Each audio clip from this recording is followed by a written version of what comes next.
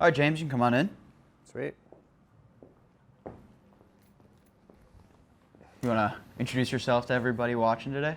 What's up, everyone? My name's James. I am a local content creator and YouTuber out of Chicago, and I'm here for the Muse. Awesome. Well, thanks for joining us today, James. We're super stoked to have you, man. This is, like I mentioned previously, we took a 1 month off to kind of revitalize the format of this, and we're excited to have you as our first guest back. One question we like to start a lot with is, do you have, and if you do, can you please share 3 words that you would say describe you as a creator, as a person, just kind of off the bat? Okay. Curious, empathetic, and excited. Yeah, hell yeah. As someone who knows you, I would agree with those 3 words, is what I'd say. But yeah, man, no, it's great to have you. I think first thing I want to start off with is you have your hands in a lot of buckets, I think, as just a person in general, whether it be hobbies, professions, everything. Can you just do, a little introduction about some of the things that you do most of the time, especially in the clothing world and everything like that? Yeah. So I am a YouTuber who's got a passion for well-made goods. One of my things that I used to say in my previous times with YouTube was, my name is James and I like clothes and well-made things. The things that I'm really interested in are really focusing on how well they're made, where they're made, and then the kind of materials behind them are super cool. I'm also really big into fitness. One of my big things is I talk about fashion and fitness, and I talk about being bad at both. And it's just about a journey for me. I think the big thing with the way that I approach YouTube and just my personal things is I like to share the way that I approach it, and I'm not trying to tell people how to do the things that they're doing. It's if I can help out in any way and you can take kind of a little bit of the things that I failed at or the things that I've gotten good at and kind of take them for yourself, then that's something that's really important to me. Yeah, that's awesome. Yeah, I think you mentioned approach too, your journey as a YouTuber. Can you expound upon that? How have you come into the situation you're in now in terms of being able to do that more, regularly and kind of come into your own as a channel, as a creator on the platform? Yeah, I mean, so I still would consider myself a relatively small creator. The way that I approach things, it was originally a thing that I'd wanted to do it, and my big thing was to talk about the history behind clothing. So I actually started with know your clothes, and I wanted to get into the history of clothing and talk about jackets and the history behind it and just all that stuff. And then it kind of transformed into talking about clothes, reviewing, things like that. And my goal with that is I have no background in video, no background in photography or anything like that. I try to approach YouTube in the same way that I approach kind of life in general, of just get 2% better every time. As long as you're getting better and you're showing progress, it doesn't matter the direction and how fast you're going. It's just getting better and doing that. So that's been kind of the goal for me, is just what can I learn every day about every single thing regarding what I'm into, and just grow and develop from there, which I think has been really great. Yeah, that's awesome. Yeah, definitely. So when you talk about, you mentioned background, your background not being in videography, photography, obviously that being a huge part of your kind of creative sphere. But to kind of talk about your background, what is your background? Where do you come from? How did it get you here? So I grew up in Massachusetts. I moved out here with a friend who was opening a number of Verizon stores, and I helped him open those stores. And I'd always been in the retail space, and one of my biggest passions was client experience, customer experience, and stuff like that. And over time, you just evolve and you kind of get better. So I left the Verizon and cell phone world and ended up getting a job working at Nike. And Nike is where kind of it started, kind of bringing my passions into that. Through Nike, I was able to travel to Toronto for stuff. I was able to go to Texas to give the jerseys and clothing to the Olympic athletes before they left, I believe, for Japan.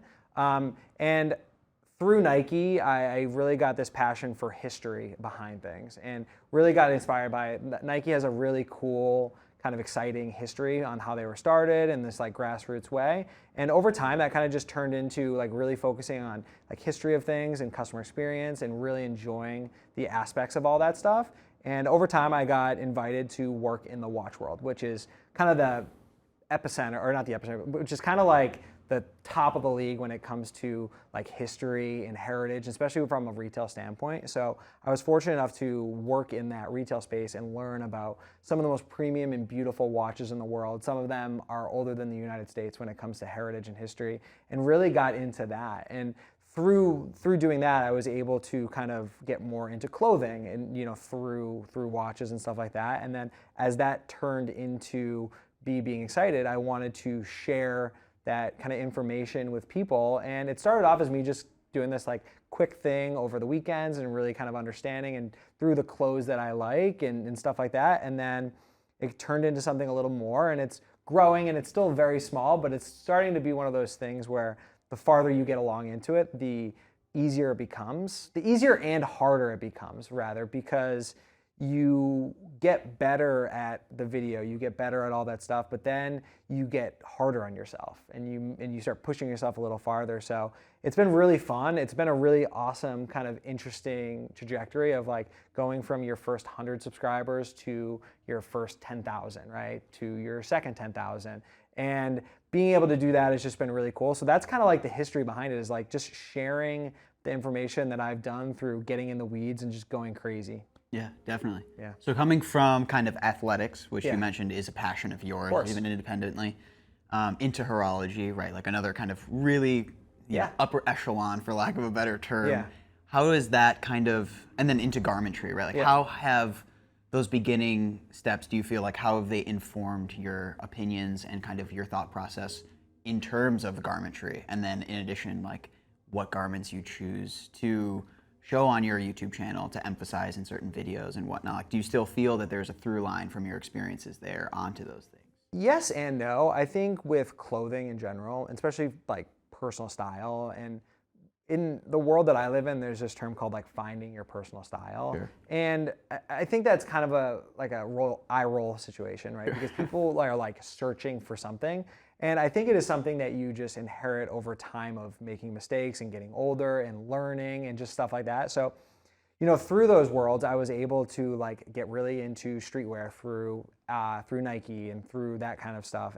And then through the watches, it was a very like formal aspect. So having to wear a suit every day, making sure that clothing was fitting you properly. Also, like in a lot of ways, because you're going to be selling $20,000, $30,000, $100,000 watches, you have to dress the part, right? So you need to wear some of those nice clothes. You need to be able to connect to that consumer or that person on a more authentic level. So I got into the world of suiting and what clothing looked like and how that is done. And then as you leave that world, you start kind of stepping back and you're like, what are the things that I want to take, right? Because somebody was explaining to me years ago, and maybe I'm getting off on a tangent, but they talked about clothing and style and trends as like Rotary Sushi.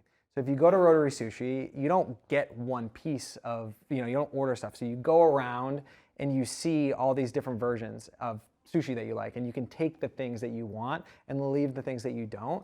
And I think that has been like a really cool kind of way to approach clothing, is not having to find this personal style or sit into this aesthetic, but take like little things that you like and use those to that. So having the ability to go from like Nike to the high-end watches and really seeing like a completely different world, from like a sneakerhead to wearing, a $2,000 suit, like being able to wear that and kind of see that equilibrium or find that in between has been really exciting. And that was through that I got to really enjoy the aspect of like materials and stuff like that and that kind of thing. Yeah. No, it's super interesting. It's an incredibly interesting perspective to have on something, as you hear the idea of personal style so often. Like even somebody who would consider themselves a layman in that sense sees it all the time, and I feel like there is a level of pressure attributed to finding that, like you mentioned. So it's interesting to hear that perspective of like using it as more of like a revolving door as opposed to something that's so sedentary, right? Yeah, it's something that I think. If you ever go down the street and you see like a person in their 70s, a person who's bought nice clothes their whole life, like those are the most stylish people, because they've bought the Barber jacket that's got 25 years of wear in it. They're wearing the leather dress shoes that are worn in, that have been resold twice. And it's this level of like clothing wearing in, but also a little bit of new stuff, but also having fun with color and doing all that stuff, where you can't just go to a store and buy stuff off the rack and say that this is your personal style. You need to explore it, and you need to fail, and you need to grow to kind of find those things, which I think is really important. And just knowing that not every time is going to be a home run and you're going to strike out a lot, but being okay with the growth behind that, I think is super cool. Yeah, for sure. Do you have, I mean, it brings up a question in my mind, like, do you have anybody who you look at consistently, or a group of people that you look at consistently to like draw inspiration from, or even just acknowledge as somebody who's done that, right? A sense of, oh, they've been in it for so long, or they're so in tune with what, you know, with the idea that it is a revolving door and constantly experimenting. In terms of like inspiration, somebody who you find does it particularly well, whether it's a celebrity or somebody from the past? You know, kind of, and I honestly knew that I was going to get this question, so I've been thinking about it for a little while now. And I wouldn't say there's a particular like celebrity that excites me. Like, I think getting excited about clothing is just walking down the street and seeing people in the way that they're dressed. There are definitely people on Instagram that are like what people wouldn't consider famous or well known or anything like that, that I look at, I'm like, these people are really like well dressed. And finding stuff on that, those like smaller creators that are like just truly passionate about clothing. But I wouldn't say like I have a celebrity or even like an actor or something along those lines. Obviously there's the greats, right? You have your Holy Trinity or whatever, or holy whatever of like Ralph Lauren is always dressed extremely well, and you have, you know, like a number of different people in that sense, like can't remember one of the Kennedys are always dressed well, and you go back into these times and you see people dressed that way. But I wouldn't say that those are the people that drive my passion for clothing or my passion for personal style or anything like that. Interesting, yeah. I'd love to, I mean, given that, I'd love to get your opinion on like trends in general. Like, how do you feel as somebody who is passionate about clothing and particularly quality, stuff like that? What is your perception on things like fast fashion and trends that seem to come and go and sometimes mimic what you're talking about, in sense of like, I think recently the big one is like old money fashion, right? Yeah. Like everybody was talking about Yeah. that recently. Like, what is your perception on like that kind of stuff? Because I could imagine it's fairly interesting compared to somebody like me. Yeah, I think trends are, okay, so not all trends are bad and not all trends are good, right? So we look at a trend right now like the Adidas Samba, right? That is a shoe that you're seeing on everybody in the city kind of walking around. It's big, or like a Salomon XT6, which is like a hiking shoe, right? Like you're seeing all that, but those have been classic designs for many, many years. So just because it's popular now doesn't necessarily make it like a trend. But I do think like trends are important because you follow a trend, you can explore, right? Again, it's like one of those things where you don't have to follow every trend and you don't want to be trend hopping. But if you find something that is a part of a trend that you like, I think it's important to have fun with it, because just because it's a trend and it becomes out of trend doesn't mean you have to stop wearing it and you have to stop using it. The whole idea of fast fashion is really unique, and I look at it from a few different perspectives.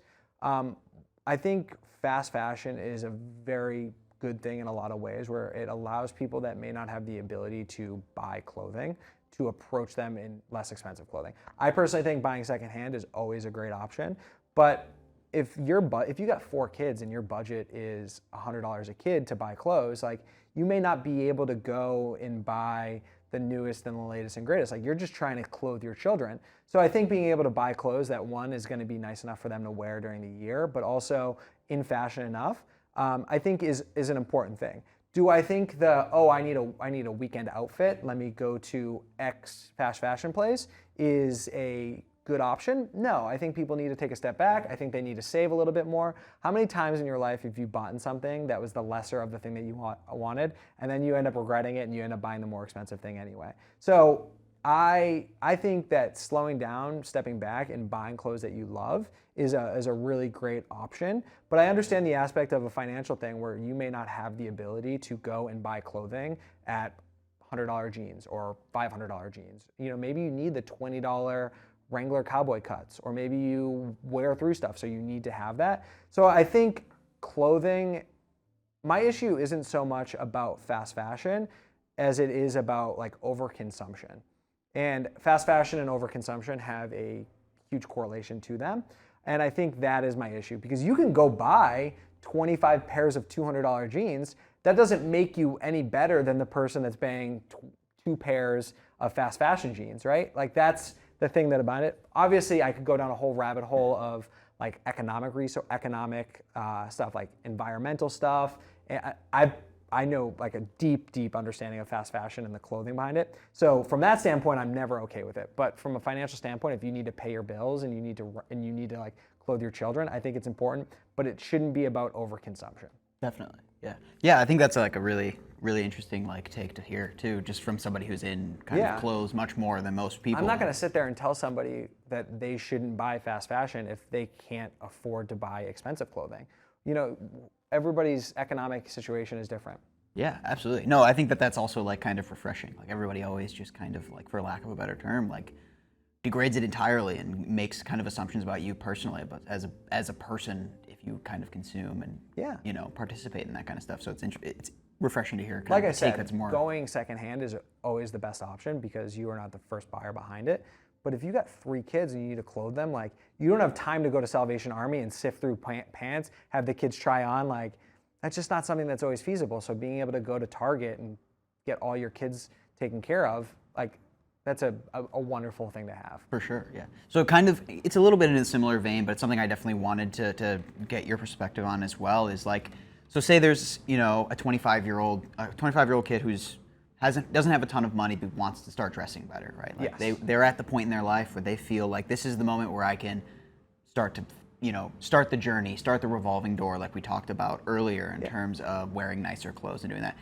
What are your first kind of few tips, or what's your first tip for somebody in that scenario that wants to even just get in the mindset of dressing the way that, you know, maybe folks that watch your channel want to, or that you do? Yeah, I mean, I think, you know, building a wardrobe, I think it's about buying like less and getting more. I think there's always going to be like core staples. We talk about things that are going to be in trend and then they're out of trend, but they're always relatively there. A classic pair of Levi's, 501s, or some sort of cut around that is always a great option. Making sure that you're buying like making sure that you're buying like 100% cotton, and you're finding a place like that. Like I typically go with a darker wash because then you can wear it and it's going to fade. And after a year and a half of you wearing it, yeah, it's faded to like a light blue jean. So now you got light blue jeans and you can buy another pair of the same jeans that are dark and you've got 2 different washes, right?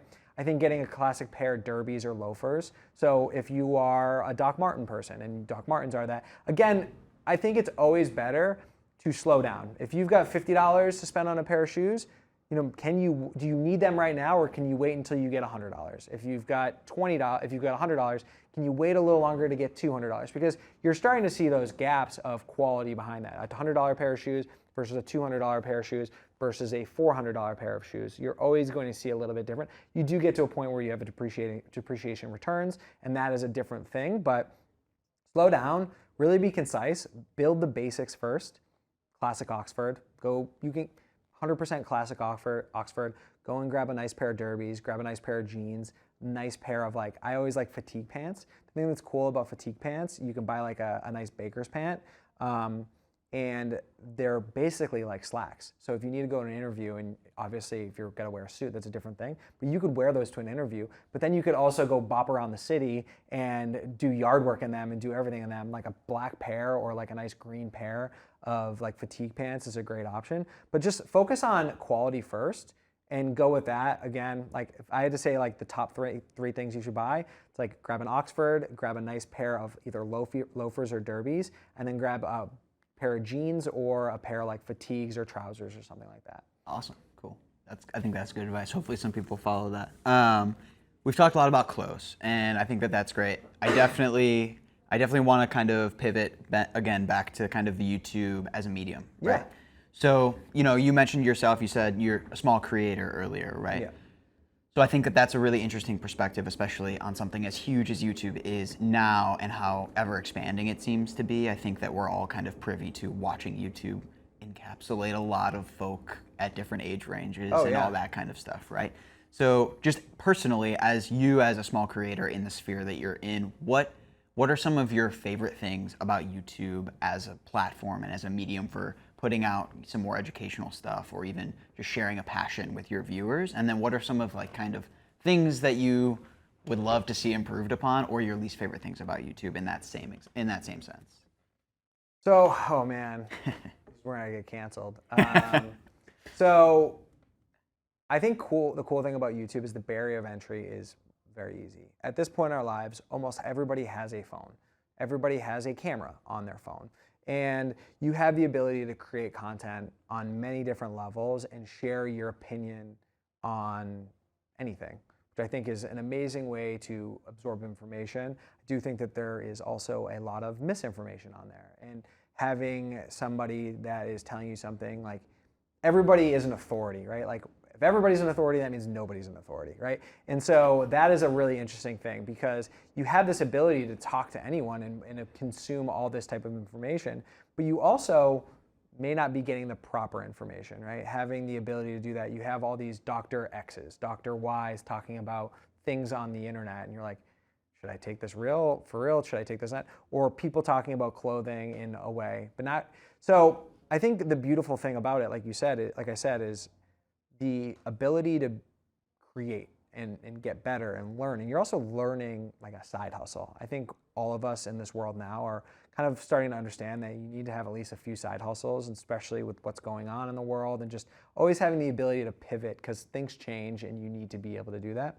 So being able to do that is wildly exciting, right? I also think that there's people that need to take a step back, and there's people that are doing it for the wrong reasons, which is kind of concerning in certain ways. I also think that the algorithm from YouTube kind of promotes, on certain levels, things that are like not all that important, or the mass of something, right? So if 100 people are talking about something, right, that type of video is going to get the most amount of play, right? Which is obviously how an algorithm works and stuff like that. But sometimes you don't need to see that. I think the algorithms need to be a little bit more curated, because like I'm tired of seeing, again, fast fashion and fall, winter, fast fashion, whatever, spring, summer, fast fashion, summer. And those videos are the ones that always tend to do really well, as well as like angry videos. Like I feel like angry videos about like spreading an opinion or being lesser to another person or degrading of some way, or sharing an opinion that maybe doesn't need to be shared, need to slow down, and that needs to kind of stop. And YouTube kind of promotes that kind of stuff, because it gets better engagement, which I think is kind of sad sometimes. For sure. Yeah, and continuing that algorithm. So for you personally, as a creator, how much of that is in your mind when you're kind of deciding what video you're going to do next, right? Like, what is the balance for you of, oh, this has to be a video that is good for the algorithm because, it's a livelihood, it's the health of the channel, versus like, oh, this is an authentic video that I want my audience to see? I would say on average, 99% of the videos that I do are based off of things that I like, and I don't necessarily care about the algorithm. I have the opportunity to get a number of pieces of clothing that are for free that are just not my personal aesthetic. I don't like them. I don't want to talk about something that I don't like, even if I'm getting paid for it or something like that. It's not something that I want. Again, I live by this world of like 2% better, right? So I want to continue to get better in my field and continue to grow, but I'm not going to do a video on something that I don't relate to, I don't like, for the sake of engagement. It's just, to me, that is, I understand that people need to pay the rent, right? And everything, unfortunately, at some point comes down to economic reasons, right? I have other opportunities that I don't need to approach YouTube from an economic standpoint. So I am fortunate in that stuff. I understand that if you've been talking about heritage clothes your whole life, and then a brand is going to give you like 10 grand or whatever amount of money to talk about sportswear for one video, like I get it. Like you got to pay your bills, you got kids, you got rent, you get stuff like that. But I am not in that position, and I don't feel the need to do a video for the sake of engagement. Don't get me wrong. Like if I do a video that I really love and it does terrible, that's never good. Everybody wants some sort of affirmation, but I would rather have 20 amazing subscribers than 200,000 people that don't care. So I'd rather like percentage of engagement versus my creator versus the people that I work with or the subscribers than just overall engagement. Gotcha. I think it's admirable too. I think if you would agree, I would imagine that that's probably a large part, or in large part, why most of your audience is kind of committed to your channel, right? Yeah, I would like to think so. I mean, don't get me wrong. I think also, like, again, it's about evolution, right? A couple months ago, I did a video on affordable brands that are not fast fashion. And I've done 2 of them so far, but that did very, very well. But a lot of people explained to me, like, even though it's affordable to you, doesn't mean it's affordable to other people, right? So I had to rethink that. I didn't take it from the perspective of like, these guys are idiots or this or that or whatever. I took it from the perspective of, you know what, you're right. I need to do a little bit better. And so the next video I did, I focused on more affordable brands that were still within. And granted, the tough part is there's this saying, if you're not paying for it, somebody else is. So you got to find that equilibrium between like well-made, good, and also like ethical, right? Because the cheaper it gets, the less ethical it'll get. But I knew that I could do better. And I think a lot of content creators are like, this is the way that I'm doing it. This is how I'm going to do it. I don't necessarily care what other people think. And I think it's important to grow with your audience. Yeah, definitely. All right, awesome. I would be remiss if we didn't talk about cycling today. Okay, let's do it. But we'll talk about that. Can't talk about my FTP. Yeah, okay, well, we'll save that one for the next video, I promise.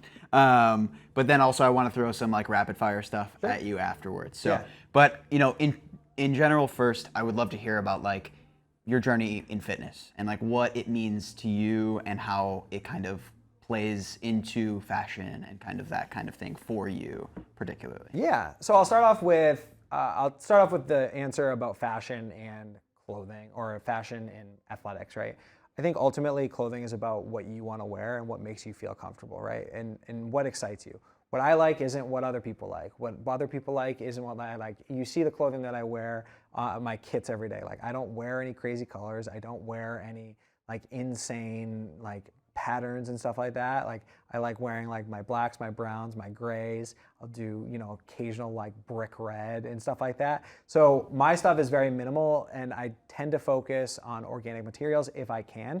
Unfortunately, in the cycling world, there's not a lot of like merino wool and things like that. It's all Lycra, it's all that. But can I buy it in a place that is being made in, you know, Italy, or if it's being made in, you know, as long as it's being made in a nice place, I'm okay with that. And then wearing it and making sure that you're actually getting the full wear out of it. You're not buying a new piece every season. You're always kind of wearing it until it's not wearable anymore.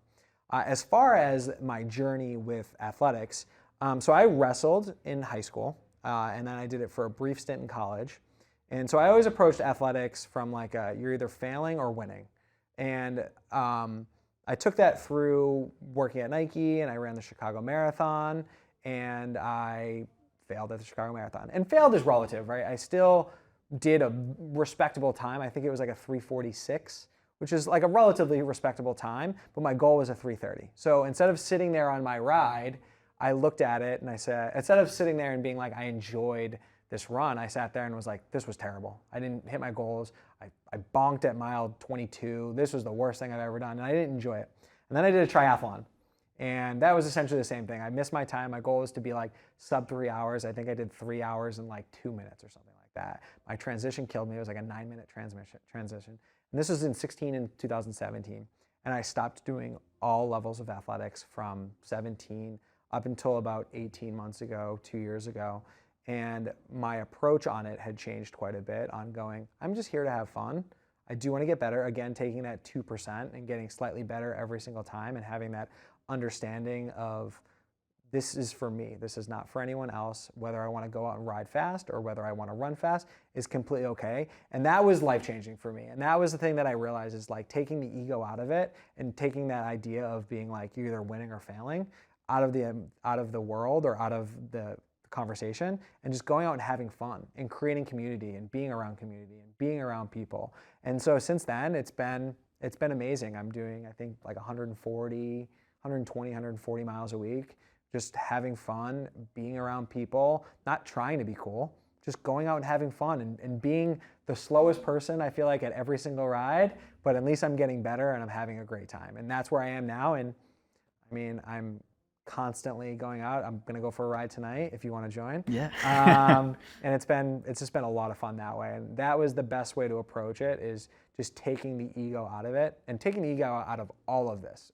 YouTube, clothing, sports, athletics, and you'll find yourself having a lot more fun than just like hating outside the club. Yeah, no, definitely. I mean, I think that like that's a definitely shared opinion between the two of us that we've talked about previously, is like the idea that, particularly in our sense and in our specific case, we know each other through cycling, and how that has delivered a sense of like removing that aspect Yeah. from not only that particular activity, but then also how it's informed other parts of our lives, right? And I think it does have so much validity, especially with the ego perspective in things like creative. And wherever there's going to be people, there's going to be ego. And don't get me wrong, like, I'm not young. I'm not like the oldest man in the world. I'm not young anymore, though. I spent a good part of my early adulthood, like I said, hating outside the club, being a person that was like, I don't want to do that with that person, or I don't feel comfortable doing it with that person.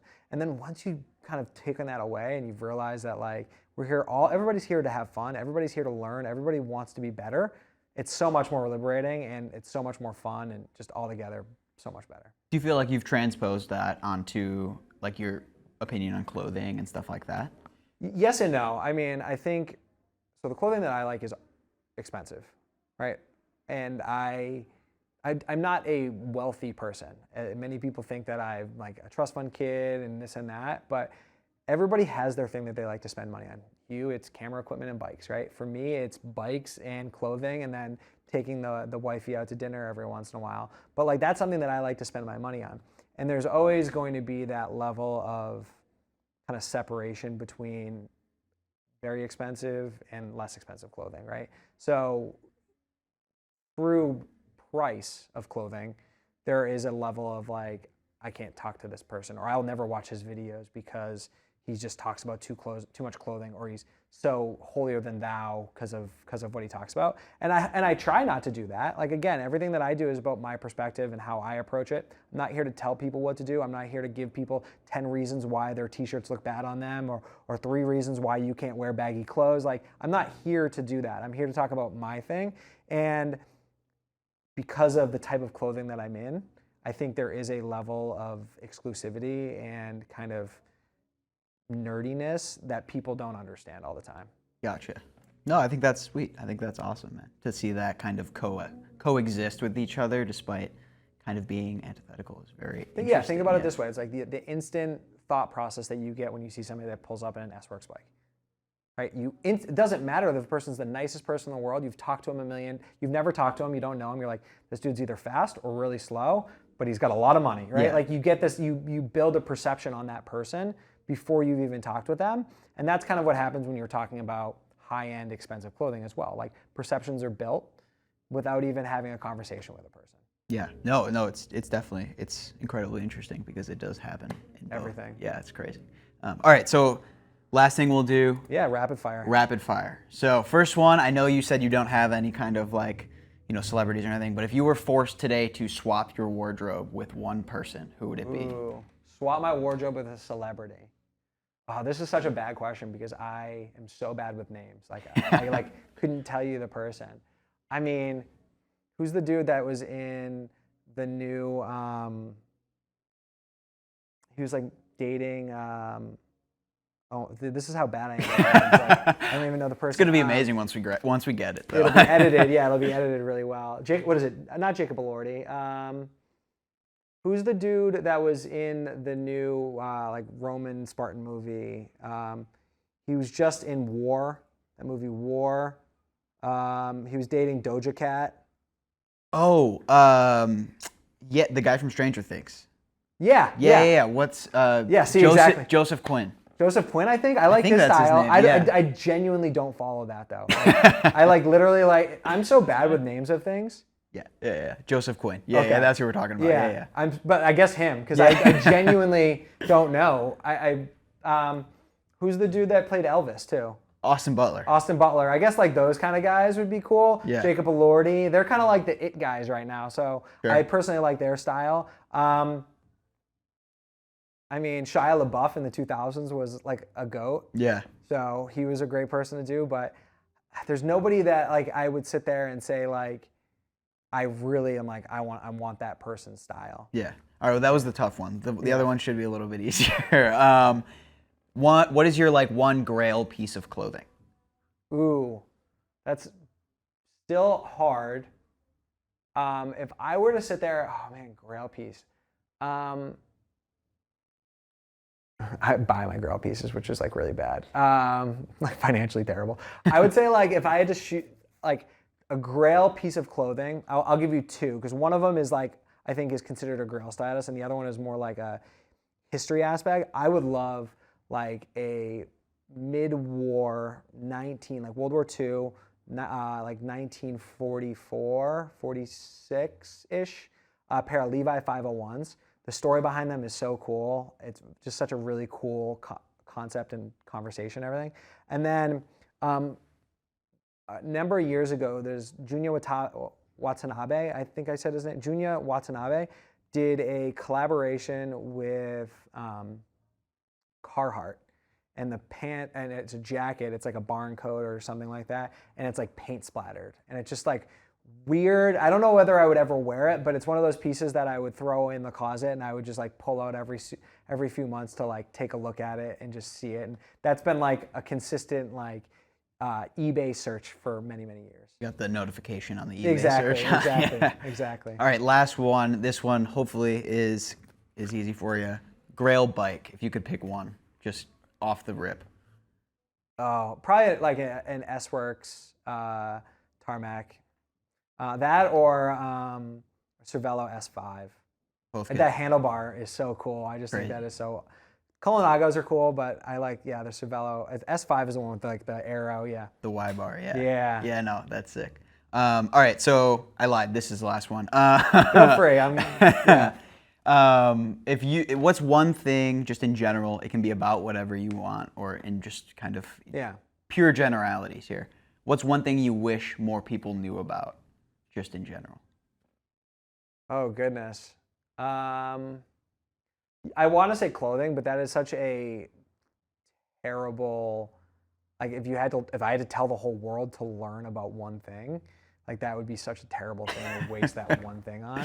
I would say I would like more people to understand the concept of American politics. I don't care what your political view is or what you're doing, but just understand like the three branches of government and just that kind of aspect of stuff, because there's a lot of misinformation and misunderstanding of like how that works.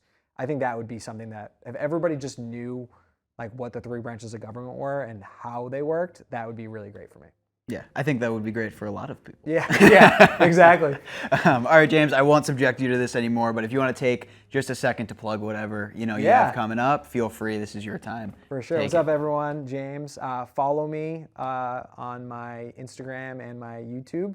It's my first name, James, last name Herlihy, Herlihy.